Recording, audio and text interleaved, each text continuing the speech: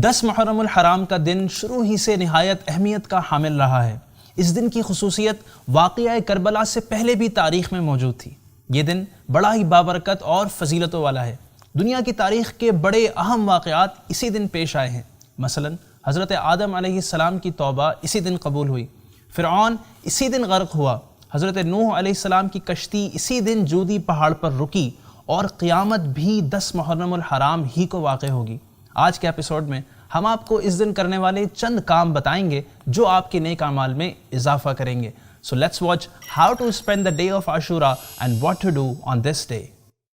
سب سے پہلا کام تو ہم نے یہ کرنا ہے کہ عاشورہ کی رات ہم نے غسل کرنا ہے، کیونکہ اس رات آب زمزم تمام پانیوں میں شامل کر دیا جاتا ہے، اور اس رات غسل کرنے سے پورا سال بیماریوں سے حفاظت رہتی ہے۔ عاشورہ کا دن چونکہ بہت اہم ہے، لہٰذا ہمیں اس کی رات کو بھی ویسٹ نہیں کرنا، بلکہ ہو سکے تو عاشورہ کی پوری رات عبادت میں گزارنی ہے۔ اور اگر آپ چاہیں تو عاشورہ کی رات میں آپ 4 نفل اس طرح بھی ادا کر سکتے ہیں کہ ہر رکعت میں سورہ فاتحہ کے بعد آیت الکرسی 1 بار اور سورہ اخلاص یعنی قل هو اللہ احد 3 بار پڑھیے، پھر نماز سے فارغ ہو کر 100 مرتبہ سورہ اخلاص یعنی قل هو اللہ احد پڑھیے۔ انشاءاللہ جو یہ عمل کرے گا اس کی برکت سے گناہوں سے پاک ہوگا اور اسے جنت میں کاؤنٹلیس نعمتیں ملیں گی۔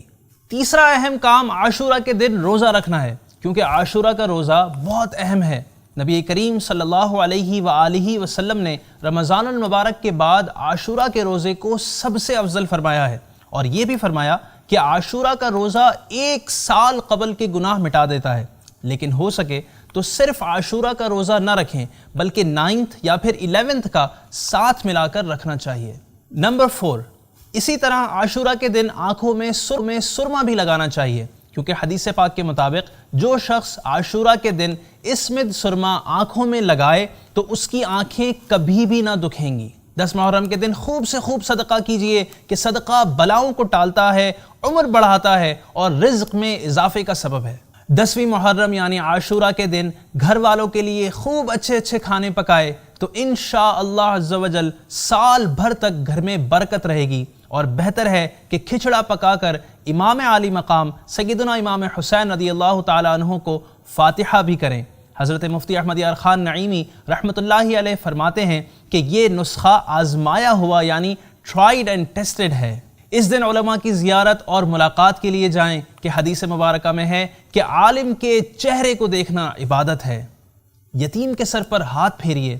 ترمذی شریف کی حدیث مبارکہ ہے کہ جو یتیم کے سر پر ہاتھ پھیرتا ہے تو اس کے ہاتھ کے نیچے جتنے بال آتے ہیں ہر بال کے بدلے میں اللہ پاک نیکی عطا فرماتا ہے۔ کسی مریض کی عیادت کے لیے جائیے۔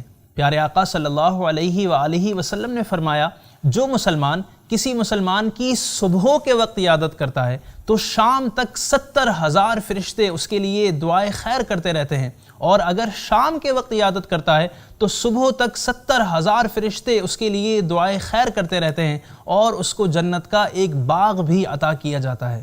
اور آج کے ایپیسوڈ کی آخری بات یہ کہ عاشورہ کے دن مدنی پنسورہ سے دعائے عاشورہ بھی ضرور پڑھ لیجئے۔ اللہ پاک سے دعا ہے کہ وہ ہمیں عاشورہ کے دن کی خوب برکتیں عطا فرمائیں۔ آمین بجاہ خاتم النبیین صلی اللہ علیہ وآلہ وسلم۔